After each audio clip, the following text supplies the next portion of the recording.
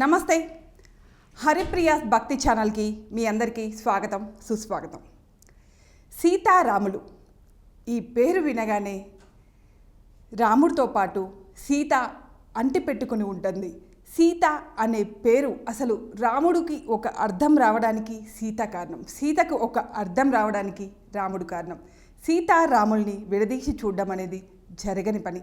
ఇక సీత పేరు చెప్పగానే గుర్తొచ్చే మరొక పేరు అతి క్రూరమైన రావణుడు. రావణుడి పేరు చెప్పగానే గుర్తొచ్చే ఇంకో పేరు అతని భార్య అయిన మండోదరి. మండోదరి దేవి గొప్ప పతివ్రత. అయినా కానీ రావణుడికి భార్య ఎలా అయింది?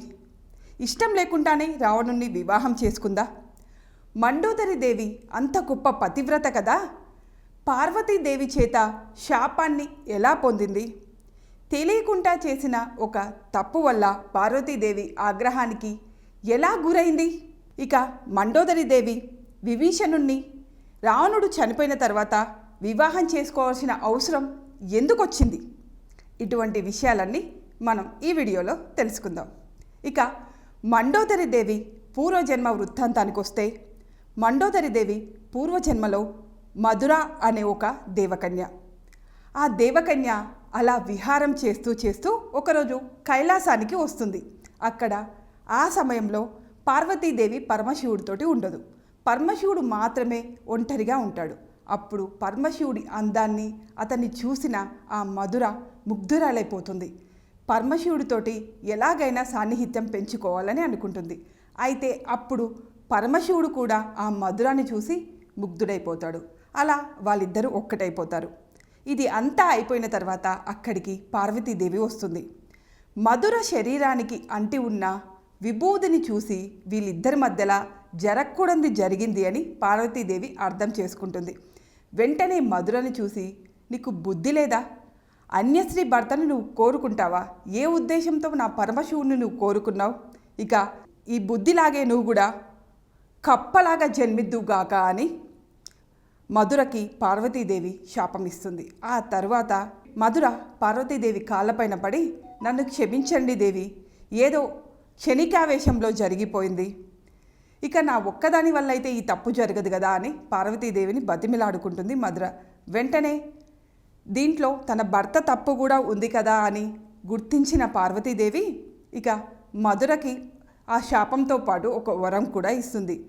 నేను ఇచ్చిన శాపం అయితే ఎలాగో ఎటూ పోదు, నువ్వు ఖచ్చితంగా కప్పలాగే జన్మిస్తావు. కానీ కప్పలాగా ఒక బావిలో నువ్వు 12 ఏళ్ళు జపం చేస్తూ ఉంటే తిరిగి నువ్వు ఒక చిన్న పాపలాగా మళ్ళీ జన్మిస్తావు. మానవ రూపంలోకి నువ్వు జన్మించిన తర్వాతే మళ్ళీ నువ్వు దేవకాంతలాగా జన్మించే అర్హత నీకు వస్తుంది అని పార్వతీదేవి మధురకి వరం ఇస్తుంది. ఇక వెంటనే మధుర కప్పలాగా మారి ఒక బావిలోకి వెళ్ళిపోతుంది.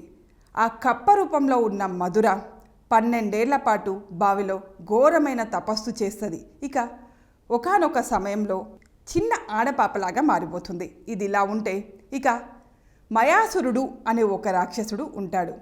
ఆ రాక్షసుడు ఏది తలుచుకుంటే అది అందమైన సుందరమైన భవనాల్ని చాలా అలవౌకగా కట్టగలుగుతాడు.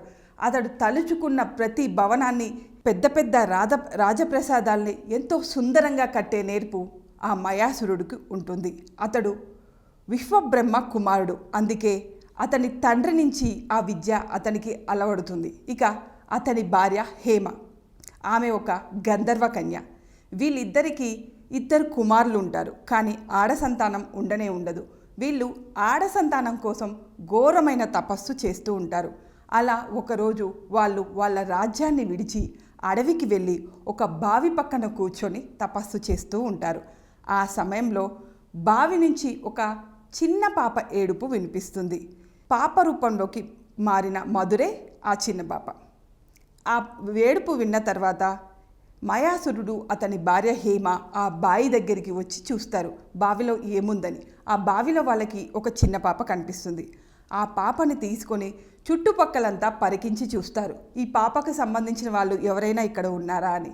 కానీ ఎవ్వరూ కనిపించకపోవడంతో ఆ పరమశివుడే ప్రసాదంగా తనకి ఆడబిడ్డనిచ్చాడని తెలుసుకున్న మయాసురుడు హేమ దంపతులు ఆ పాపని తీసుకొని వెళ్ళి రాజ్యానికి వెళ్ళి ఎంతో గారాబంగా పెంచుకుంటూ ఉంటారు.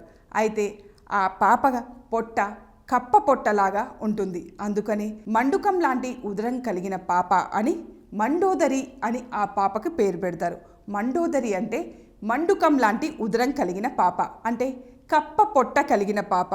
అంతకుముందు జన్మలో ఆ పాప కప్ప రూపంలో బావిలో తపస్సు చేసింది కాబట్టి జన్మ మారిన తర్వాత కూడా ఇంకా ఆ పొట్ట అలాగే ఉంది.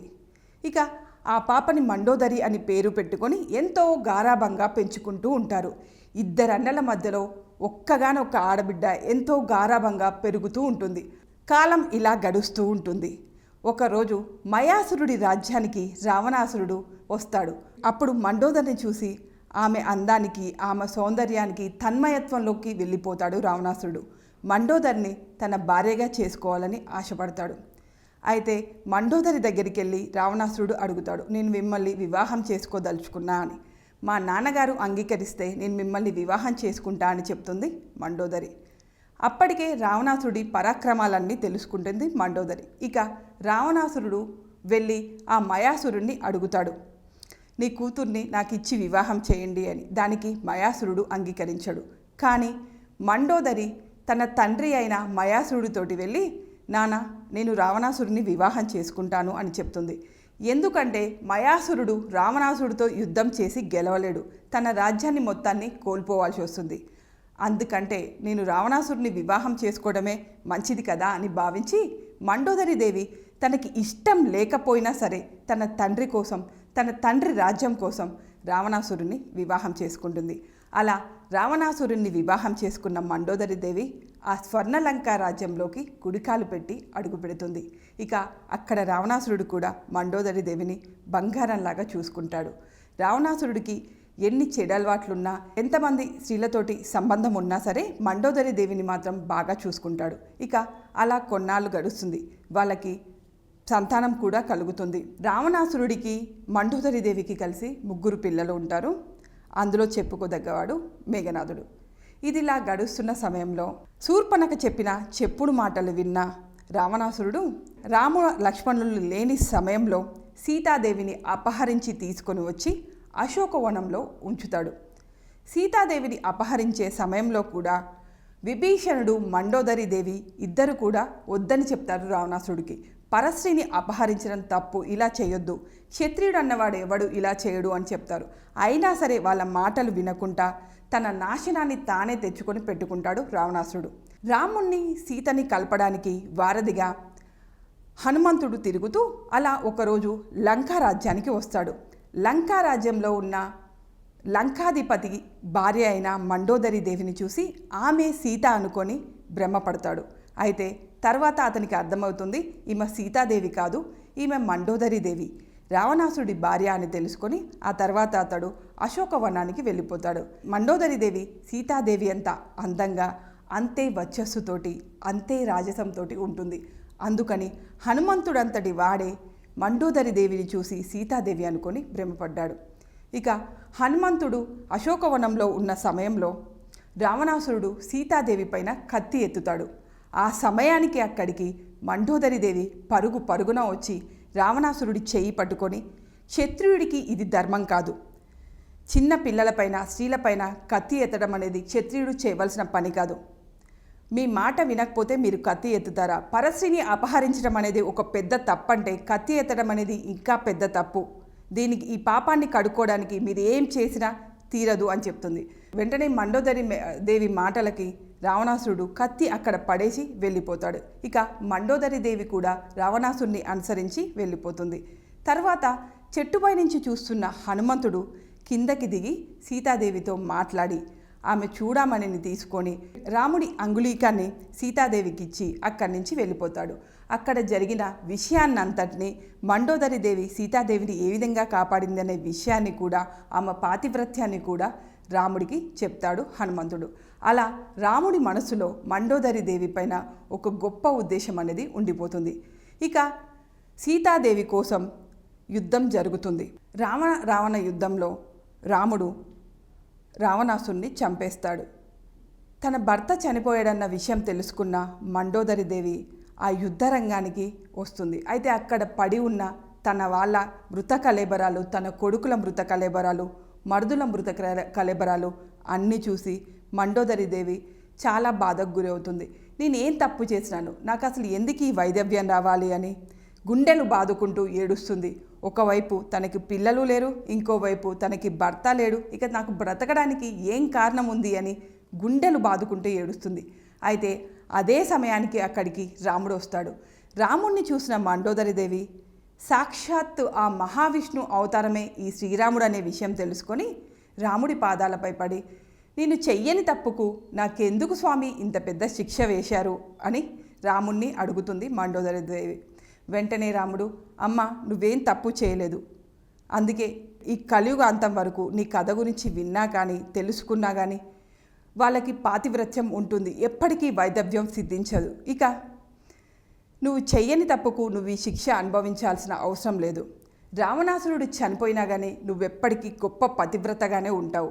ఇక నా మాట విని నువ్వు విభీషణుడిని వివాహం చేసుకో అని అడుగుతాడు రాముడు. దానికి మండోదరి దేవి అంగీకరించదు. ఎప్పటికీ నేను రావణాసుడి భార్యగానే ఉంటాను కానీ విభీషణుడిని వివాహం చేసుకోను అంటుంది. కానీ రాముడు బ్రతిమలాడడంతో వివాహం చేసుకోవడానికి అంగీకరిస్తుంది. కొన్ని షరతులు పెట్టి చివరికి అంగీకరిస్తుంది. విభీషణుడు తన్ని వివాహం చేసుకున్నా సరే తన అంతఃపురానికి ప్రత్యక్షంగా రావద్దు, తన అనుమతి లేకుండా రావద్దు, అది ఒకటి.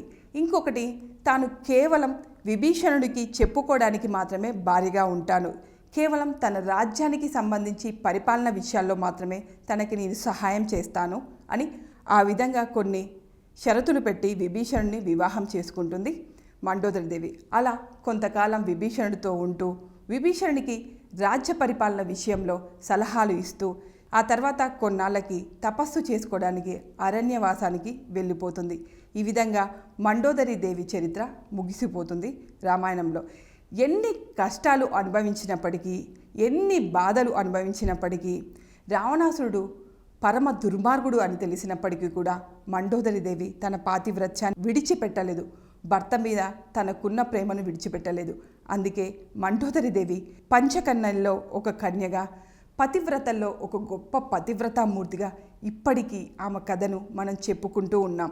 రాముడంతటి వాడే మండోదరి దేవికి నువ్వు గొప్ప పతివ్రత శిరోమణిగా కలియుగాంతం వరకు నీ కథ చెప్పుకుంటారు అని వరమిస్తాడు.